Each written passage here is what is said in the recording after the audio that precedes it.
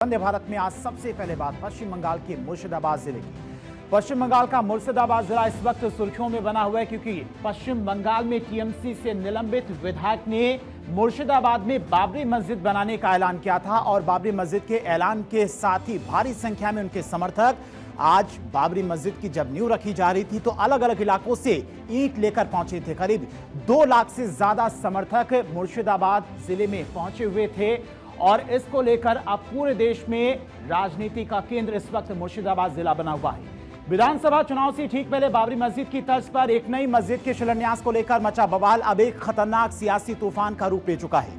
TMC के निलंबित नेता हुमायूं कबीर ने न सिर्फ इस विवादित मॉडल को चुना है बल्कि शिलान्यास के लिए 6 दिसंबर की तारीख चुनकर तुष्टीकरण की नई राजनीति को रंग दिया है, एक नया विवाद खड़ा कर दिया है। क्या है पूरा मामला, दिखाते हैं आपको इस रिपोर्ट में।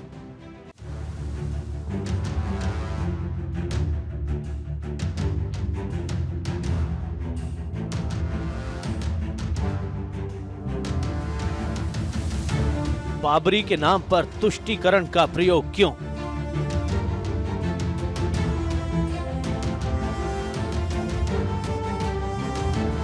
बाबरी का रण, अपने अपने समीकरण।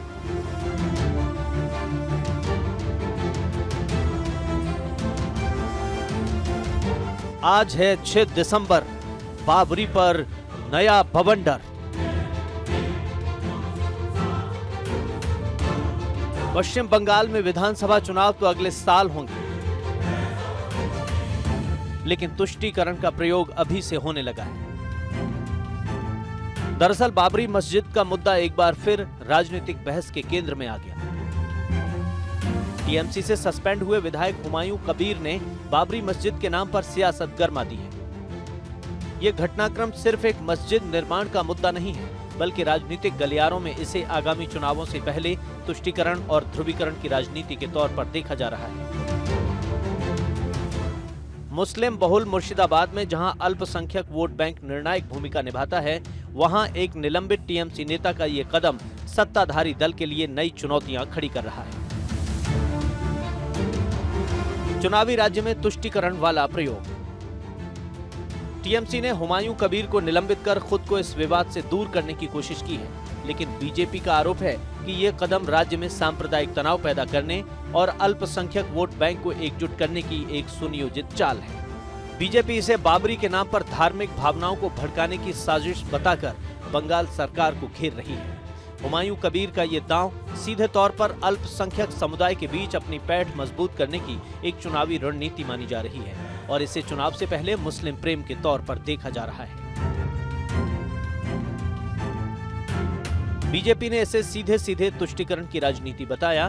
बाबरी पर बंगाल में सियासी तपिश बढ़ गई है। तापमान भले ही कम हो, लेकिन सियासी तापमान बढ़ गया है। बीजेपी पूरी तरह से हमलावर है। जो दिखाई दे रहा है सरफेस पे, ये लास्ट 15 सालों में ममता बनर्जी ने जो अपीसमेंट पॉलिटिक्स किया है, ममता बनर्जी ने जो सांप्रदायिक राजनीति की है, एक समुदाय को सामने रखते हुए उनके हितों की रक्षा करते हुए, उसका ही ये हम बाहर जो चीज आई है वही प्रकाश जिसे बोलते हैं, उसका ही आप देख रहे हैं चेहरा। ममता बनर्जी के द्वारा ये हो रहा है और इसमें पूरा ममता बनर्जी का समर्थन है। अगर आप देखेंगे तो आज भी हुमायूं कबीर साहब ने स्टेटमेंट दिया है कि पुलिस से हमें पूरी सहायता मिल रही है, पूरी सहयोग मिल रहा है।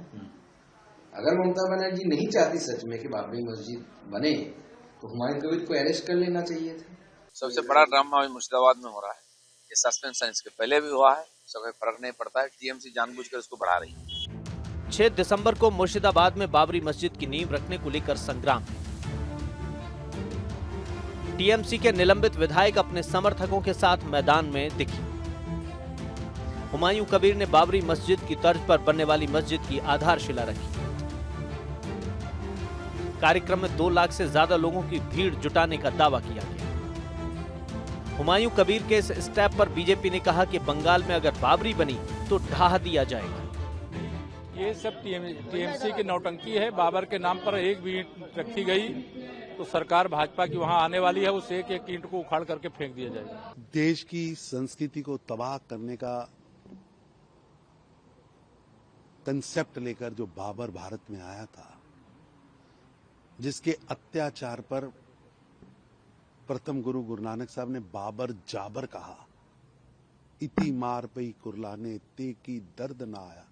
वो बाबर जिसने गंगा यमुना सरयू हिंदुओं के खून से लाल कर दी, अत्याचार किए, मंदिर ढा दिए,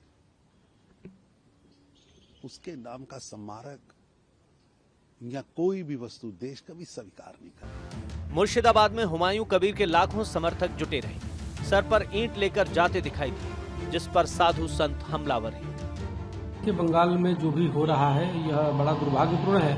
बाबर के नाम पे जो मस्जिद का ढांचा तैयार किया जा रहा है और नींव रखा गया है, ये आज अति दुर्भाग्यपूर्ण है, क्योंकि एक तरफ बाबर जो है कोई भारतीयता का प्रतीक नहीं है, बल्कि वो विदेशी आक्रांता का प्रतीक है।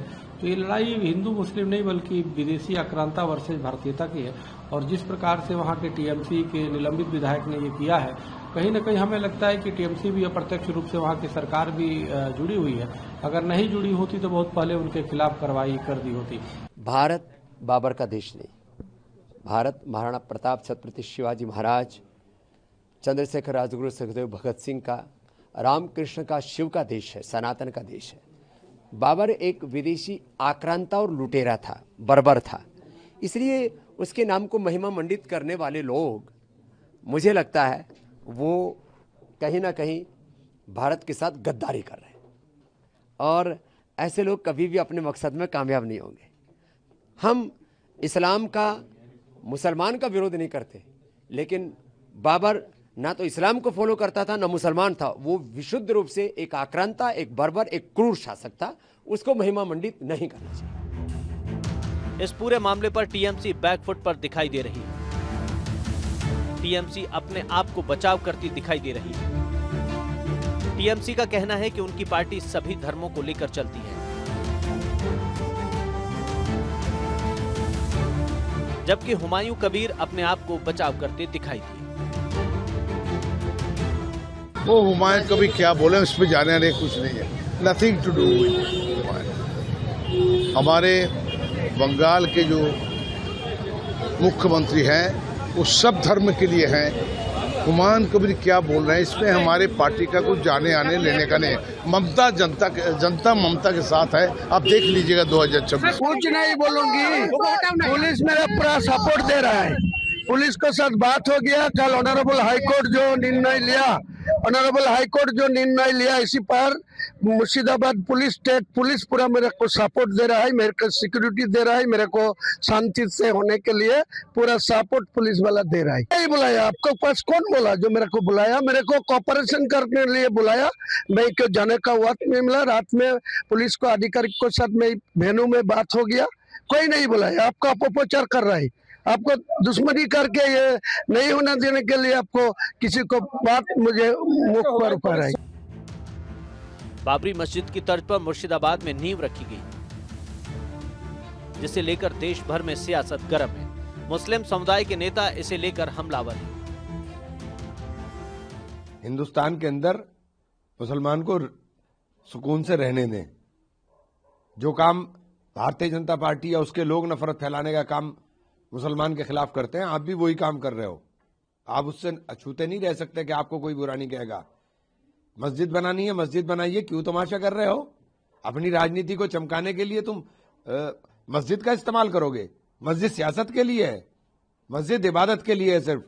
बाबरी मस्जिद के शहादत के जितने मुल्जिमीन जिन पर इल्जाम लगाया गया था, कोर्ट ने कह दिया कि वो तमाम को बरी कर दिया। सवाल ये पैदा होता कि फिर 6 दिसंबर 1992 को फिर किसने मस्जिद को शहीद किया था? और ये मोदी की हुकूमत, बीजेपी की हुकूमत ने उस ट्रायल कोर्ट के फैसले के खिलाफ अपील नहीं की। अजीब माहौल है, इंसाफ की बात करते हैं और एक मॉब वहां बल्कि हजारों की तादाद में लोग जमा होकर मस्जिद को शहीद कर दिए और कोर्ट ये फैसला देता है कि हम किसी को भी मुजरिम नहीं करार दे सकते। सवाल यह है कि अचानक बाबरी विवाद क्यों उठा? तो इस पूरे विवाद के पीछे एंगल आपको बताते हैं। मुर्शिदाबाद में ये विवाद सिर्फ एक धार्मिक निर्माण नहीं बल्कि बंगाल के अल्पसंख्यक वोटों को एकजुट करने का एक खुला प्रयास है। इसे टीएमसी अपना गढ़ मानती रही है। बीजेपी का दावा है कि ये टीएमसी की शह पर हुआ सांप्रदायिक तनाव पैदा करने का फॉर्मूला है ताकि हिंदू वोटरों को भी एक तरफा ध्रुवीकरण की तरफ मोड़ा जा सके। 2011 की जनगणना के मुताबिक पश्चिम बंगाल में 27.1% मुस्लिम आबादी है। मुर्शिदाबाद में मुस्लिम आबादी 66.8% के करीब है। मालदा में 51.27% मुस्लिम आबादी है। उत्तरी दिनाजपुर में 49.92% मुस्लिम आबादी है। बीरभूम में 37.06% मुस्लिम आबादी है तो साउथ 24 परगना में 35.57% मुस्लिम आबादी है। नॉर्थ 24 परगना में 30% से ज्यादा मुस्लिम आबादी है। बाबरी मस्जिद वाला सारा विवाद मुर्शिदाबाद में हो रहा है, जहां पर विधानसभा की 22 सीटें हैं और ये जिला मुस्लिम बाहुल्य है। इसे टीएमसी का गढ़ कहा जाता है। यहां कुल 22 सीटें हैं। टीएमसी ने इनमें से 20 सीटें जीती, बीजेपी ने 2 सीटों पर जीत हासिल की। बाबरी विवाद पर सियासत गर्म है और इसके साथ ही सवाल उठना लाजमी है कि चुनाव से पहले ही ये मुद्दा क्यों उठाया गया। क्या बंगाल में तुष्टीकरण का ये नया प्रयोग है? क्या इस विवाद से मुर्शिदाबाद में ध्रुवीकरण बढ़ने का जोखिम है? क्या ये बाबर के महिमा मंडन की सियासत है? और इसके साथ ही क्या हुमायूं कबीर का टीएमसी से निलंबन क्या केवल दिखावा है? विधानसभा चुनाव अगले साल है और सियासत फिर उसी पुरानी बहस पर लौट आई है। क्या ये विकास का चुनाव होगा या पहचान और तुष्टीकरण की जंग? Bureau report, Bharat 24।